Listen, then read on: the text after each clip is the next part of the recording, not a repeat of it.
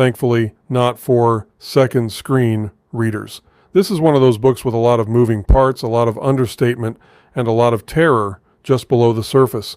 If you're not actively engaged with this text, you're going to miss quite a bit of what is going on here, because while there is in fact quite a bit right there on the surface, perhaps the most disturbing aspects, and the other aspects that make it all work in rather excellent fashion, are the things just off the text.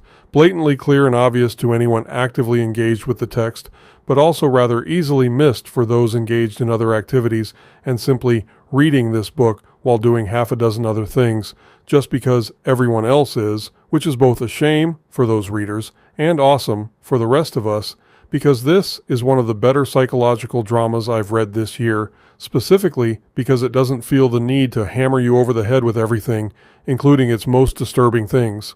This is a story that takes something the U.S. government has, finally, openly admitted to, and spins a tale of friendship and survival around it rather adroitly. Is this a usual Sarah Pekkanen book? In many ways, yes. In many ways, no.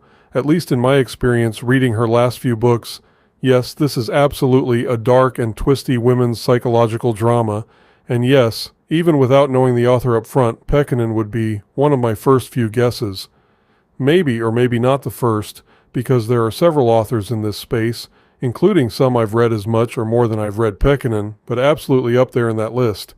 And yet, this is also without much question her most understated book I've read, and again for me, that works very much in her favor. This is a tale of the more quietly terrifying kind, the kind where you barely see the shark at all, even its fin, until deep in the text, except you do see the shark rather early here, or at least the water it is moving around, even if you don't yet know its full shape and significance, as opposed to a more in-your-face, will tear your soul apart. Overall, this is absolutely a strong tale, and an incredibly interesting one, but it is also one that will demand your full attention and will demand that you look both to the text itself and to what is lurking just beneath it. If you're ready for that type of book, you're going to love this one. If you're not, it may not be the book for you. Only you can make that call, and it will be one that changes as your circumstances and mentalities do. Very much recommended.